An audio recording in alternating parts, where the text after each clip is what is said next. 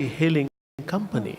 So you call a taxi, okay? So they have got a kind of a number of drivers and a number of sort of people who can drive you from point A to B. But they are one of the largest sort of companies in the world now within the, created within the past few years. Why? Because the data and information they capture from you and me is of significant value. So this is a different business model in the digital world that is emerging. We have been working within the library world and even within the digital library world. Traditionally, we have been working with published content. But then over the past few years, our world has become bigger, and we also deal with web content, we also deal with user-generated content, and we also try to link user-generated content and use kind of user behavior and kind of log analysis and mining usage patterns in order to bring that back into the information access, information retrieval, linking data sets, and so on. So in a way, these agencies, these big companies, they have brought in a significant change in the way we sort of, do our business, do our operations. That's on the one side. So on the one side, there is a huge push, or rather kind of new players have appeared in the digital market that deal with information, but that information is generated by you and me in course of our sort of day-to-day living and communications. On the other side, also, there is a huge recognition internationally that says that we have a major role to play within this modern world and society. 2 weeks ago, I was at a panel at a conference in Mexico City, and I was sitting at a panel like this, talking about the role of libraries and the information community on the UN Sustainable Development Goals. Now, you all know that in 2015, United Nations came up with 17 SDGs, Sustainable Development Goals, and 169 targets. And most of the countries around the world signed up and agreed to contribute to those Sustainable Development Goals and those targets. Now, one of the specific goals, Goal 16.10, is making information accessible to everyone. So that has been recognized as a specific sustainable development goal. And many of if you look at the other sustainable development goals like eradication of poverty, like Goal 1, to all the other goals like related to climate change, related to women, related to health, related to children, related to sort of marine life and everything, at the core of it, there is data and information that needs to be accessed and shared, and based on that, decisions need to be made so that those sustainable development goals can be achieved. There was a specific convention in 2015, December 2015, I think, November or December 2015, which is known as the Addis Ababa Convention of the United Nations, where it was very clearly identified that linking and creating data and information infrastructure, better information management, and better education in information management are the key to the success of UN Sustainable Development Goals. I wrote a research paper, and that appeared in JSIST earlier this year on UN Sustainable Development Goals, a thematic analysis of that, and identifying in which context data and information have appeared, and then analyzing them and trying and establishing what, as information community, and particularly through our education and research, what we can offer. Now, reflecting back on the two other keynotes, so from the first keynote, we heard that sort of, we live in today's world where majority of the companies deal with data and information, and therefore we have a major role also to play in that sphere. But reflecting back on two other keynotes, Makiko's keynote yesterday on information education, how it has progressed over the years, and now we are at a junction, again bringing back today's keynote, the this morning's keynote from Jen is what role we play in data management, data sharing, changing the data culture. So bringing these two keynotes together, that changes in education and research in information field in order to achieve the sustainable development goals in the diverse world where we live, is sort of a wake-up call for ourselves, this digital library community.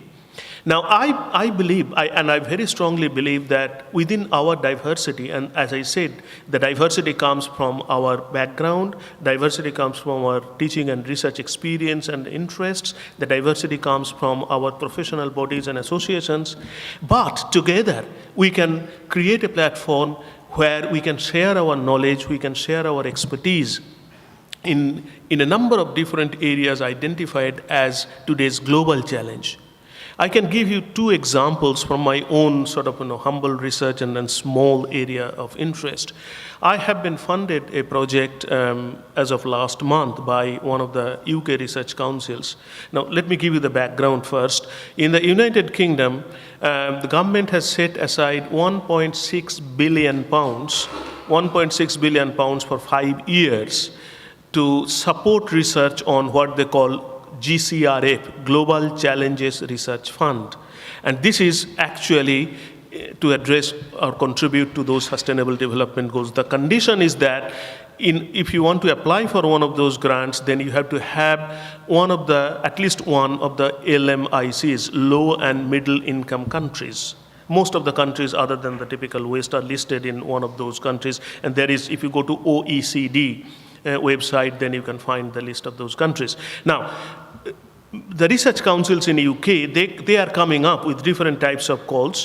One of the calls against which I applied and I got funded is Arts and Humanities Research Council. And the project is, and if I tell you the project, you can see that a lot of your work can be related to that. The project is, I'm trying to understand what are the cultural and human barriers to access and sharing of information in the context of sub-Saharan Africa. So in Africa, for example, many organizations, universities, national libraries, they have built digital collections. And also there are a lot of digital collections, digitized collections available on African content and culture in many other institutions outside Africa. Why don't we connect them? It's a no-brainer, right? But then, of course, there are a lot of challenges, political challenges, resource-related challenges, human challenges, cultural challenges, and so on. And we need to go down to those countries and communities in order to understand. We cannot simply take a model and throw it to them and say that, look, here is the model, go ahead, and it will work. It's a bottom-up approach that we have to take. So that's my project. And I've got 3 African countries and international organizations, including IFLA, ACIST, iSchools, UNESCO, United Nations. They all are involved, trying to understand, what are the challenges on the ground that we can sort of, address and resolve. Now, we may not be able to resolve all these problems in course of our 2-year project, but at least we'll be able to identify. And that will then tell us, with regard to technology, this is what we need to do. With regard to training, capacity building, this is what we can do. With regard to policies and management issues, this is what we need to do, and so on and so forth. And many of us actually work, our research falls into that area. The other project I have submitted this month, and fingers crossed, I do not know whether I'll get it, but that's, again, you will find, and I'm giving this as an example so that you can see where your research also and how close is your research to these areas. This is a joint call between Medical Research Council and Arts and Humanities Research Council to understand cultural barriers to public health. Cultural barriers to public health. And I have proposed, again, with similar African countries and some international organizations, WHO and so on, to understand what are the cultural barriers to maternal health in sub-Saharan Africa. Now, maternal health is a challenge, and that is a challenge identified by several sustainable development goals, including reducing child mortality rate, improving maternal health care, giving freedom for women in relation to unwanted sex and unwanted children and all that sort of thing. So, not children, unwanted family, they do not want to begin their family, that's the point. So, there are also agencies working in that, but there are also some cultural understanding, cultural barriers, community practices that we need to understand in order to ensure that whatever healthcare, whatever preventive measures they have, whatever intervention measures they work. So I have submitted that bid again to understand the cultural contexts of maternal health and the community understanding and the information that is available, how that is sort of interpreted within the community language, within the community practice, and so on. So there are a number of things that we do. These are two examples that I'm giving, but I can see that many of your research can fall in one of those areas or related areas. So what my point is that in this digital world, within this diverse world, as the information community, we have a major role to play, and we can play at the global stage, provided we get our acts together. And the mantra there is that united we stand. Because individually or as a very small group, our voices will never be heard. But if we can bring this community together, if we can say that, yes, we have A-LIEP, we have ASIST, we have iSchools, but together we are a team, and this team can bring in and share knowledge and expertise to address some bigger global challenges, our universities, our societal sort of stand will improve significantly, that yes, we can really contribute to the bigger issues and bigger challenges that the society is facing today in this world. Thank you. Yeah, go ahead. I hope that you're all equally inspired by some of the projects that Gobinda was talking about. And I should apologize, I agree with the United We Stand, and I look forward to the United States rejoining UNESCO and global warming efforts and these things. So most Americans also, I think, agree with me. But in any case, going back to the original question, so taking it on a kind of personal level, I thought it's a very Jewish way to answer a question with another question. So, or actually we try to often do many questions. So I'm always amazed when I listen to my colleagues and say, there are 4 types of this, or there are 7 types of this, and in my mind thinking, well, aren't there more? Isn't it, how do we divide these things? And maybe it's just how we're raised or how our minds work. But I feel like oftentimes the world is much more complex or intuitive in this. And so I think that as researchers, rather than just being overwhelmed and not being able to act, I think the first step that we can do is to try to parse these kinds of questions. So with the question is, how does diversity in digital communities change our times to make us live happily together? We already talked about what does diversity mean a little bit, and I know that Kultida has some other research on that she might want to share later about digital communities and diversity. But I keep thinking about other kinds of topics, like how do we live in social media bubbles, and again, thinking about the most recent election in the United States with bots and what are real neighbors and all of these kinds of things. Which then gets me to the last part of the question, which is to live happily. And so, of course, that's the goal. But what does it mean to be happy? So I'm not going to start singing "Be Happy." We did promise more fun. I'm not sure if we're getting to that level yet, but hopefully we will to that kind of level. But there's a great book by Barbara Ehrenreich. Have any of you read anything by her? No. She wrote a great book called "Nickel and Dime to Death in America," and talking about how the decline of the middle class. But she has another great book, which she is actually trying to look at the sort of whole movement about kind of like positive happiness, and almost saying that it becomes almost like a new religion, that it's like if I dream it, it will happen. So of course you have to have a dream before we can unite or cause action, but at what point does all of these kinds of just be happy and not think critically work? I think again this is very political and it's related to our field, and I think I started to think about the author and why she's kind of looking, and she's saying that, for example, like when if you work in retail and a customer comes in, how do you have to respond? With a smile, thank you very much, and all of these kinds of things. And actually her research points out that by kind of like forcing happiness, as almost like a state religion or something like that, that there's a cost on your medical condition. I prefer, instead of like in France, in the US we say, how do you do? Or in England when you say, how do you do? You respond, how do you do, right? So in America, how do you do? You should say fine. In France, if you say, how do you do? So you won't say that, you'll say, life goes, and the other person will say, life goes, or if you're in a really good mood, you can say life goes well, or not so much. But I think what I'm trying to get at is I think there's a different kind of honesty that I think is kind of important when we think about these kinds of things.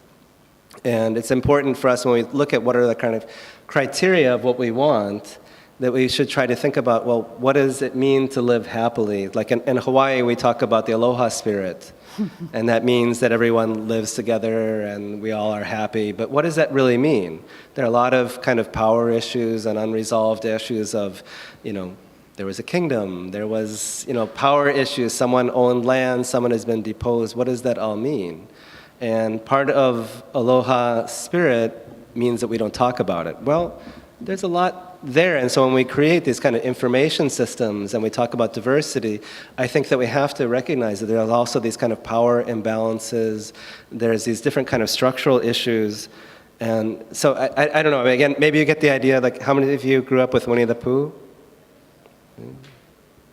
Okay, only a few of you. All right, so most of you won't get this metaphor, although if you see the movie about Winnie the Pooh that's coming out soon, you can relate. There's Winnie the Pooh, who's kind of like most people, kind of like happy, more or less, and then there's different characters. There's Eeyore, who's kind of like, oh, it's not really a great day, I'm asking questions. And then there's also Tigger, who's this kind of bouncy tiger who's full of energy.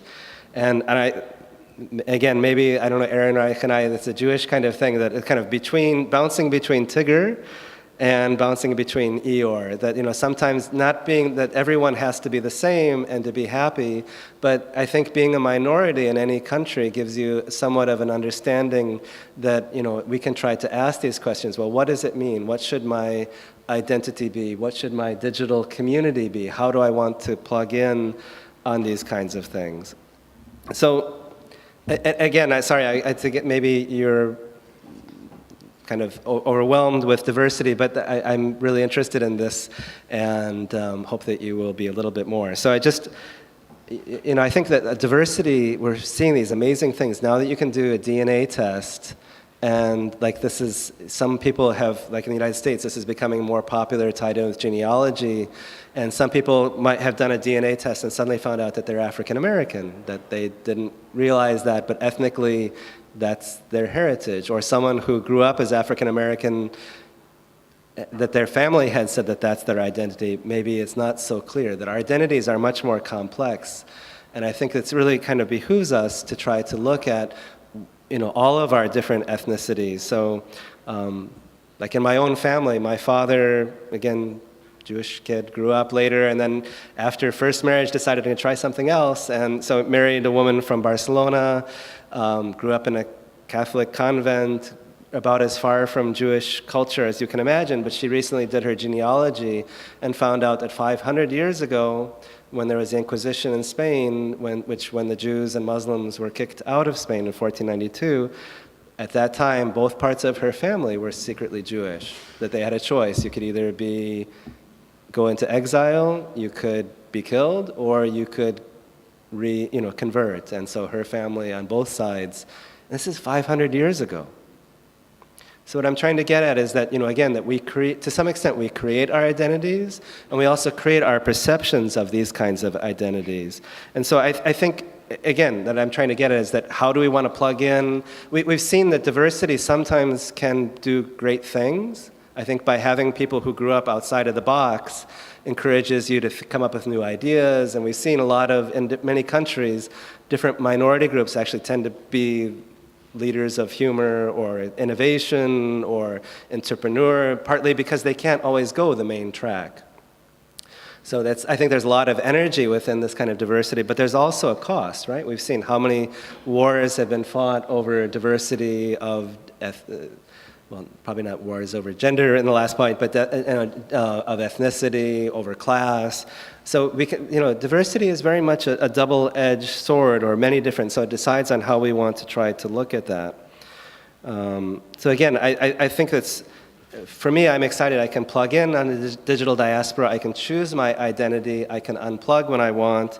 But I think it's really important for us to think about, well, what is the infrastructure that's going to maintain that kind of environment? And I think that there's some really key things that we as information science folks need to really be concerned about. One of them is net neutrality.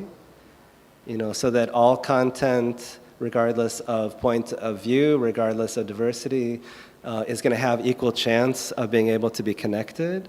But another point is the chance to unplug, to be anonymous, to have privacy rights, that you can choose what kind of identity. I worry when I hear about the Trump administration's FCC trying to fight net neutrality. I worry when I hear about in the People's Republic of China that anytime if you want to comment on a portal that you have to use an internet ID.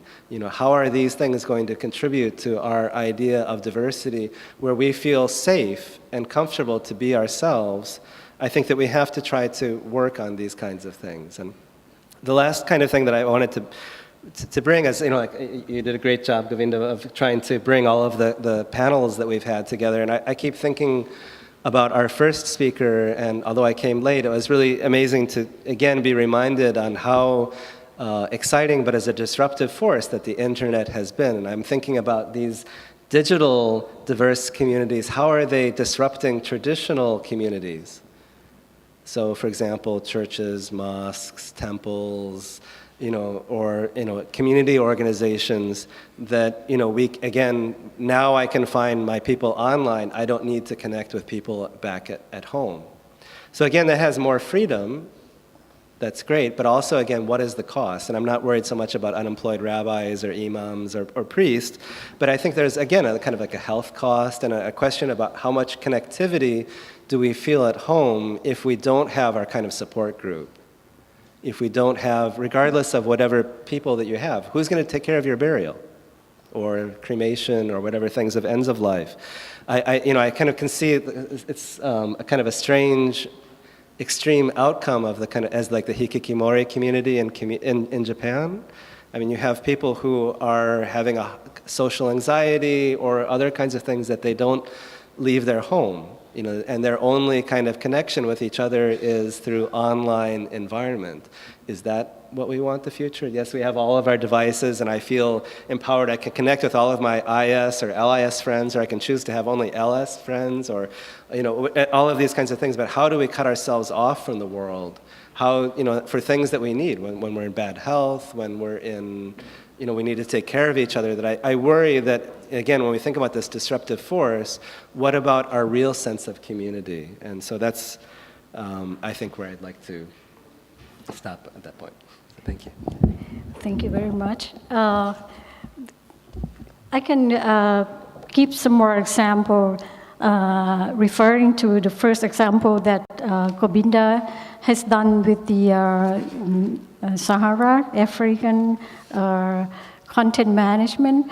I think also is an issue here, and I know that some of our colleagues also are interested in sort of the content which are have in terms of diversity, in terms of background, but there are similarity in terms of the culture in there, which are often the interest in the research among the researcher in Southeast Asian country.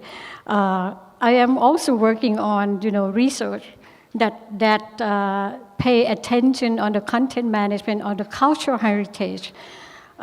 Which, of course, if you're looking at the culture, they are very diversified between those who live in different countries, but we share something.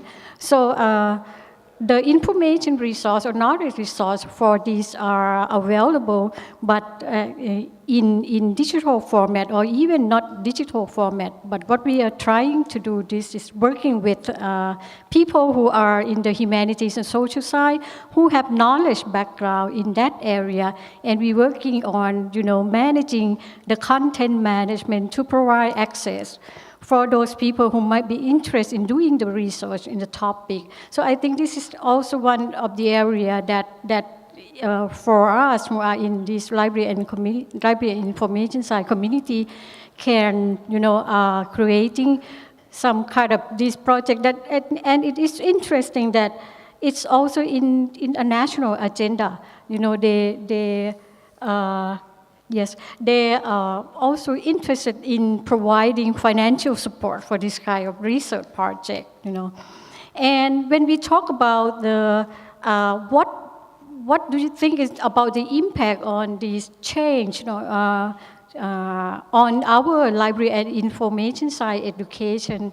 If you remember, Professor, who the first keynote speaker, talking about, the marketplace for our graduates in the future, not very, very far future, very near future.